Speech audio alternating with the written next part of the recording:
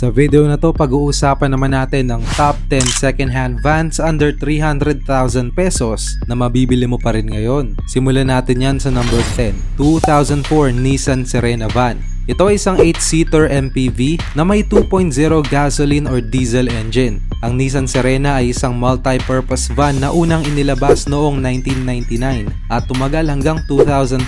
Meron din itong 5-speed manual transmission o di kaya naman ay 4-speed automatic CVT transmission at may top speed na 165 km per hour sa tulong ng 160 horsepower. Pareho na ding disc brakes ang front at rear wheels nito at tad-tad na rin ang safety features gaya ng airbags, ABS, traction control at iba pa. Ito ay front-wheel drive na may hydraulic steering. Front-mounted na din ang engine nito. Mabibili mo pa rin ang second-hand 2004 Nissan Serena van sa estimated price na 200,000 pesos. Number 9, 2004 Mitsubishi FB Versa van. Ang modelo ng van na ito ay nabibilang sa Mitsubishi Delica series kung saan dating ina-assemble sa Pilipinas noong taong 1987 hanggang 2012. Ito ay available sa dalawang variant, ang 2.5 diesel engine at 2.0 gasoline engine na may 5-speed manual gearbox. Ito rin ay may mid-engine design kaya naman medyo nakakaramdam ka ng init sa mga upuan dahil direktang nasa ilalim ng upuan ng engine nito. Kilala din itong van na ito bilang sasakyan na ipinangsusundo sa mga OFW noong late 90s. Isa din itong status symbol noong mga panahon na yon dahil maituturing na mayaman ng pamilya mo kapag meron kayong ganito sa inyong garahe. Meron itong top speed na 140 km per hour at may seating capacity para sa 12 katao. Meron itong front disc brakes at rear drum brakes. Meron na din itong AC at stereo. Mabibili mo pa rin ang second-hand 2004 Mitsubishi FB Versa van sa estimated price na 225,000 pesos. Number 8, 1997 Toyota Light Ace van. Ang van na ito ay namayagpag sa ating kalsada noong 1997 hanggang 2001 dahil na din sa magandang fuel efficiency nito. Tinatayang aabot sa 10 to 11 km per liter ang takbo nito sa normal city driving.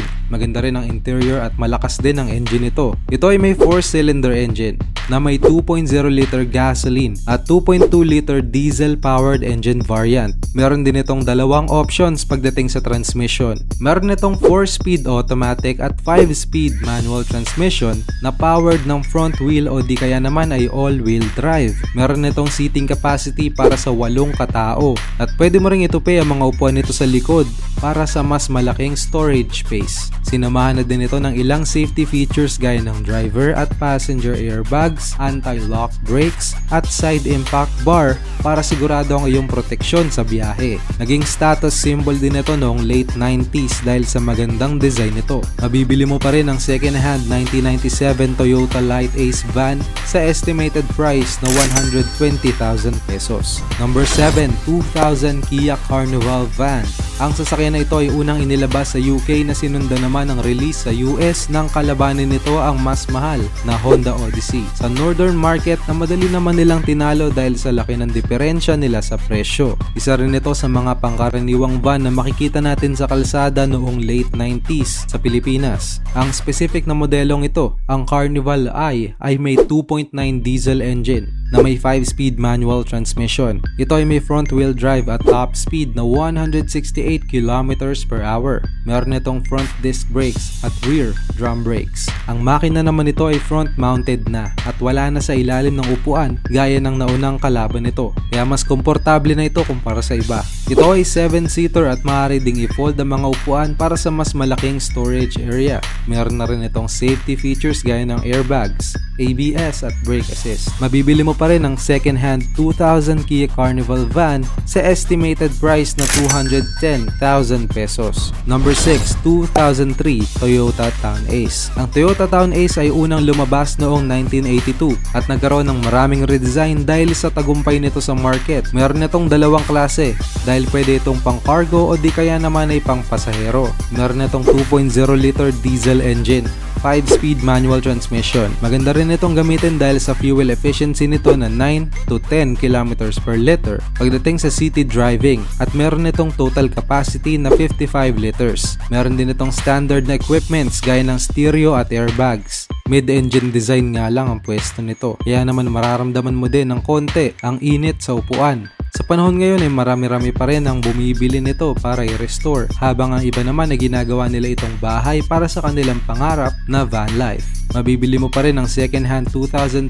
Toyota Town Ace sa estimated price na 130,000 pesos. Number 5, 2003 Kia Pregio. Ang Pregio ay isang rear-wheel drive na van na unang lumabas noong 1995 hanggang sa matigil ang production nito noong 2006. Isa ito sa mga best-selling vans na naghahari sa Latin America. Ito ay may 2.5 liter diesel engine, 5-speed manual transmission, fuel capacity na 65 liters, at top speed na 142 kilometers per hour. Ang mga gulong naman nito ay merong disc brakes para sa harapan, habang drum brakes naman sa likuran.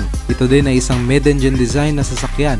Sumikat din ito sa ating bansa noong late 90s bilang isang matibay na private van. Mabibili mo pa rin ang second-hand 2003 Kia Pregio sa estimated price na 220,000 pesos. Number 4, 1997 Mercedes-Benz MB100 van. Ang sasakyang ito ay binuo sa Korea at unang inilabas noong 1980s sa Asia, America, Africa at Australia, at tumagal naman hanggang 1999 ang third generation ng modelong ito. Kilala din ito sa ating kalsada na karaniwang pinaparentahan noong early 2000s, lalo na sa mga company tours. Ito ay may diesel at gasoline variant. Ang diesel variant nito ay may 2.9 liter OHC engine na may 105 horsepower. Meron itong 5-speed manual transmission, fuel tank capacity na 75 liters, at top speed na 120 kilometers per hour. Ang mga brakes naman nito ay disc para sa harap at drum naman para sa likod. Wala itong masyadong safety features kahit airbags.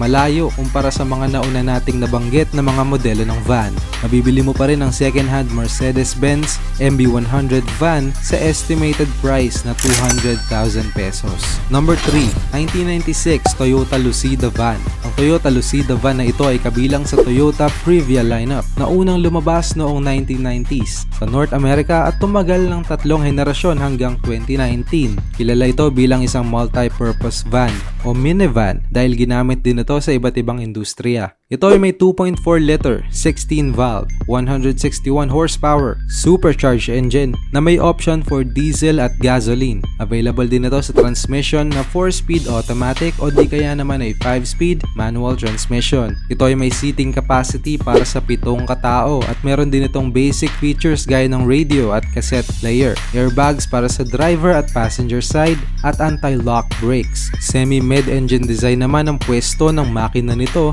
kaya medyo may mararamdaman kapag init sa harapan ng sasakyan, lalo na kapag traffic. Mabibili mo pa rin ang second-hand 1996 Toyota Lucida van sa estimated price na 150,000 pesos. Number 2, 2005 Suzuki Minivan. Ang Suzuki Minivan na ito ay kilala din sa pangalang Suzuki Carry na unang lumabas noong 1999 sa bansang UK. Ito ay may 1.3 liter petrol engine na nagbibigay naman ng maximum output na 77 horsepower sa tulong ng 5-speed manual gearbox. Ito ay may mid-engine design at ito ay may top speed na 90 kilometers per hour. Maliit lang ang size nito at halos kasing laki lang ng mga multicab dahil ito ay may haba lamang na 1.62 meters, lapad na 1.32 meters at taas na 1.1 meters. Magandang response ng sasakyan na ito pagdating sa driving at mas lalo itong swabe kapag loaded, kaya't madalas itong ginagamit sa mga maliliit na business para sa pagde-deliver ng goods o panghakot. Pero dahil sunod-sunod na naglabasan ng mas malalaki at mas magaganda at mas updated na features ng mga van noong early 2000s, natigil ang production nito noong 2005. Mabibili mo pa rin ang second-hand 2005 Suzuki Minivan sa estimated price na 150,000 pesos. Number 1, 1996 Toyota Hi-Ace. Ito na yata ang pinakasikat na van na tumatak sa isip ko mula pagkabata. Comment nyo naman din below kung ano ang pinaka-favorite mong van sa listahan natin. Itong lumang Hi-Ace na ito ay unang lumabas noong 1967 at mabilis itong umangat sa merkado dahil madami itong posibleng paggamitan gaya ng minivan, minibus, taxi at ambulansya. Ang 1996 model na ito ay available sa 8 at 12-seater options. Ito ay mid-engine design at pwede rin itong rear wheel o all-wheel drive. Meron din itong diesel at gasoline options, automatic at manual transmissions na pinapaandar ng 4-cylinder 2.4 liter turbocharged engine. Ang brakes naman ito ay disc para sa harapan habang drum naman sa likuran. Meron na rin itong standard airbag sa driver at passenger side. Speaker system na may kasamang radio at cassette player. Kilala din ang van na ito sa fuel efficiency. Ang fuel displacement ng malalaking sasakyan na ito ay 9.8 kilometers per liter. Sa panahon ngayon ay marami ding nagre-restore ng model na ito kagaya ng 2003 Toyota Town Ace para sa kanilang private van collection. Mabibili mo pa rin ang second-hand 1996 Toyota Hi-Ace sa estimated price na 275,000 pesos. Mag-like at subscribe na for more contents na katulad nito. Meron din kaming mga products at merch. Yung links nasa description.